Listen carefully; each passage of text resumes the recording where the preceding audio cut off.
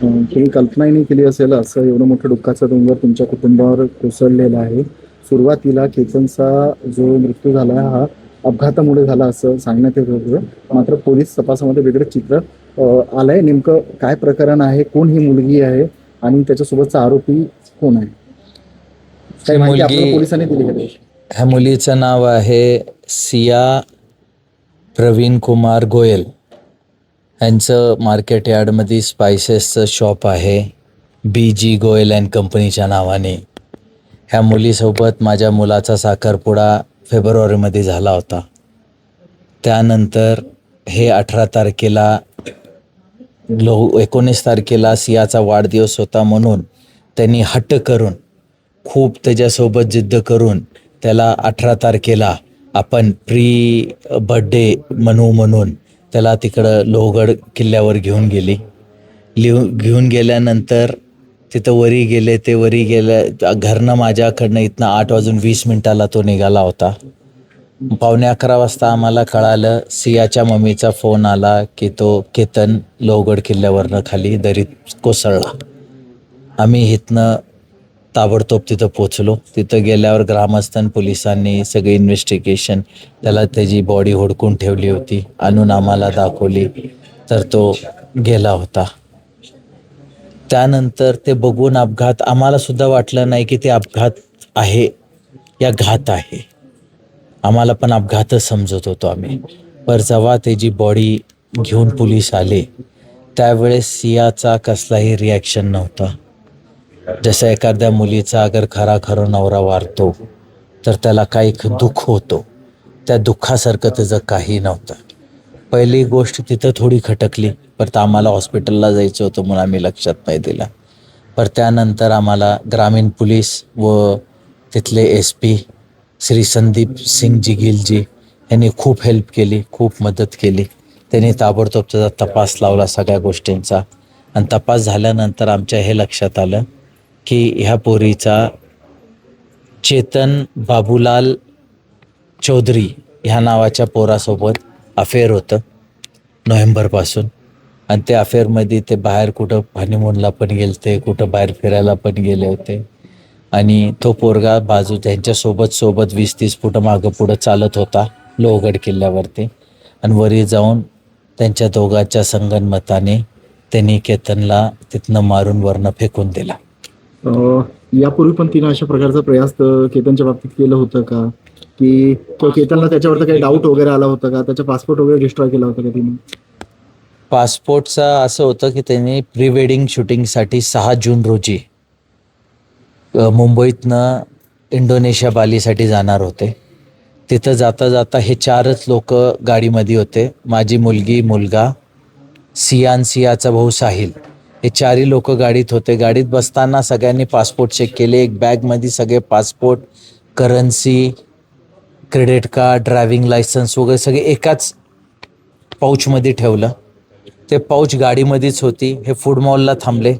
फुटबॉलमध्ये हे लक्षात नाही आलं की सिया म्हणली मोबाईल विसरलाय म्हणून एकटीच गाडीत गेली आणि परत आली.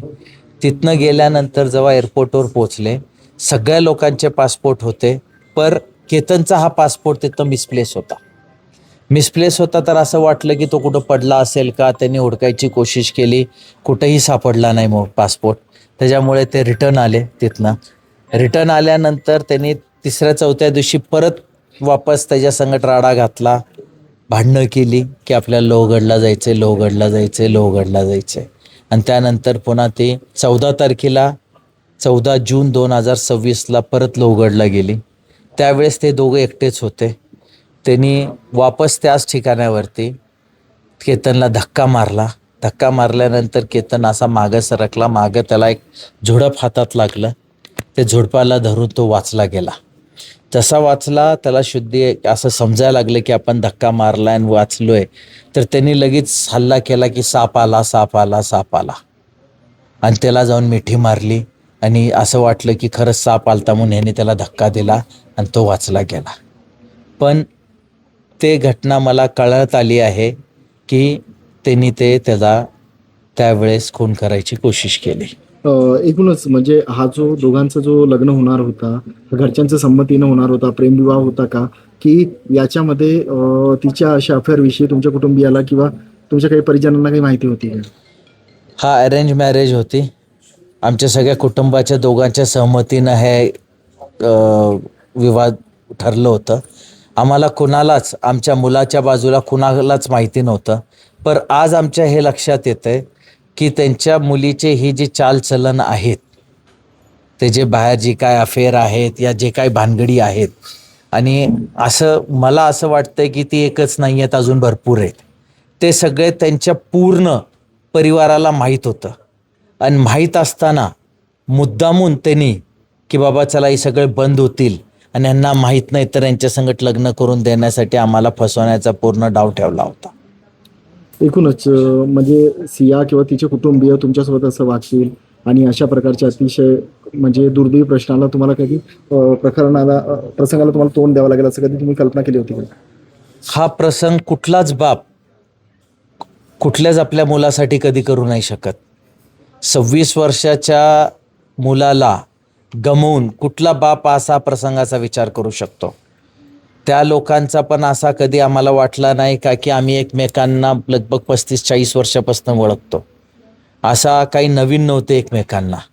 हे माझ्यासाठी दुर्दैवाची गोष्ट आहे की मला 26 वर्षाचा पोरग घालून आज त्याचं दुःख मानवावं लागतं. आज सगळ्यांना हे समजायला पाहिजे की एवढं तरुण पोरगं गेल्यानंतर त्या बापावर काय परिस्थिती येते हे सांगणं कठीण आहे.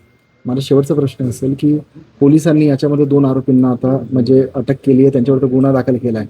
मात्र ह्या पार्श्वभूमीला जे लोक तिच्या घरच्या लोकांनाही माहिती होती त्यांना काही सह आरोपी करण्याची मागणी तुमच्या कुटुंबियांच्या वतीनं करण्यात येणार आहे का? मी ऑलरेडी इन्व्हेस्टिगेशन ऑफिसर व बाकीच्या ऑफिसरांना रिक्वेस्ट केली आहे की तुम्ही आता सध्या 2च आरोपी जे तिथं जाग्यावर होते त्यांना केलं आहे.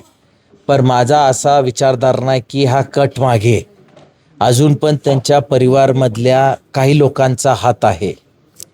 जसं काही संस्कार पहिल्यापासनं आज 20 वर्षाच्या मुलीच्या हे संस्कार कसे येतील की त्यांनी कुणाला मारायला पाहिजे, हे संस्कार येऊच नाही शकत. म्हणजे हे त्याला त्याच्या आई वडिलांनी, त्याच्या भावाने या त्यांच्या आत्याने त्यांना कुणी त्याला शिकवलं असेल या ते ह्या सगळ्या कटांमध्ये सहभागी असू शकतात. मी त्यांना विनंती केली आहे की आपण पूर्ण इन्व्हेस्टिगेशन घेऊन त्यांच्यावर आरोपपत्र दाखल करा. म्हणजे हा संयुक्त भेटली त्या दिवशी अजून कोणी त्यांच्यासोबत त्या ठिकाणी होते? मला सांगण्या या माहितीच्या हिशोबाने ते दोघंच होते, माझा मुलगा केतन आणि ते दोघं. आणि तो चौधरी नावाचा जो मुलगा होता तेच माझा मुलगा केतन, चेतन चौधरी आणि सिया गोयल. एकूणच म्हणजे जो सियाचा जो चालचलन होतं तो ठीक नव्हतं. तिचा एका मुलाशी म्हणजे लग्नापूर्वी प्रेम संबंध होते. काहीच याची माहिती नाही कल्पना सर तिच्या आम्हाला. घरच्यांना होती का आणि त्यांनी ही गोष्ट मुद्दामून तुमच्यापासून लपवून ठेवली? त्यांच्या घरच्याला 100% होती. आम्हाला काही भनक नाही पडली. आणि त्यांच्या घरच्या लोकांना, सगळ्या लोकांना, त्यांच्या घरच्याला, आईला, वडीलला, भावाचा खास मित्र आहे त्याची आत्या रेणू मित्तल, नरेंद्र मित्तल, प्रवीण बशेश्वर गोयल, साहिल प्रवीण गोयल, पूजा गोयल आणि अजून बाकीचे 2-3 घर आहेत गोयलचे जे आमचे मित्र आहेत. 30-35 वर्षापासून आज रिलेशन आहेत. पूर्ण संपूर्ण फॅमिलीला होती. पण कुणीही आम्हाला कल्पना दिली नाही की ही मुलगी असं असं याचं अफेअर आहे या मुलासोबत. कोणी सांगितलं नाही. त्यांनी प्रपोजल दिलं. त्यांनी आमच्या नेहरू मित्तल आणि नरेंद्र मित्तलनी मागं लागले आणि तेव्हा ते जमलं. आम्हाला काही कल्पना नाही याच्यात असा घात होईल म्हणून. एकूणच ज्या प्रकारे म्हणजे एका मोक्काचा जसं गुन्हा करण्यात येतो की त्या संयुक्त सगळ्यांचा समावेश असतो, असं काही जवळच्या नातेवाईकांनी पण तुमची फसवणूक केली का? ह्या सगळ्या 100% त्यांच्या मृत्यूला हे सगळे कारणीभूत आहेत का? 100% कारणीभूत आहेत. माझी देवाला आणि माननीय मुख्यमंत्र्याला हेच प्रार्थना आहे, हे जे दोषी आहेत त्यांना कडक ते कडक त्यांना सजा भेटायला पाहिजे. सर्व आरोपी लेडीज असो जेंट्स असो, ह्या आरोपीमध्ये काही त्यांचे गोयल परिवारमध्ये काही मोठे लोक आहेत. ते म्हणतात आमचे नगरसेवक दोस्त आहेत, आमचे हे दोस्त आहेत. त्यांचे काही जणांचे फोन बी आलते. तर ह्या न्यायाच्या समोर कुणी मध्ये येऊ नये आणि माझ्या लेकराच्या आत्माला शांती भेटावी आणि सर्व दोषींना कडक ते कडक कारवाई, फाशीची सजा द्यावी. काही दिवसांनी असं लग्न होणार होतं आणि पण काही त्याच्या आधी दिवसांनाच हे लग्न होतं, त्याच्या अगोदर घटलं. जर त्यांना लग्न मुलीला करायचं नव्हतं तर कॅन्सल करायचं. मुलगा माझा गेला, कोण भरपाई करणार आहे सर? 25 वर्षाचा मुलगा. एकूणच अत्यंत दुर्दैवी घटना तुमच्या कुटुंबियांसोबत घडली आहे.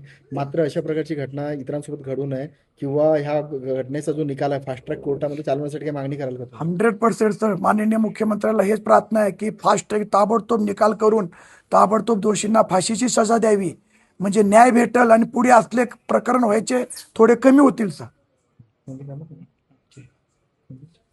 हेच प्रार्थना आहे सर.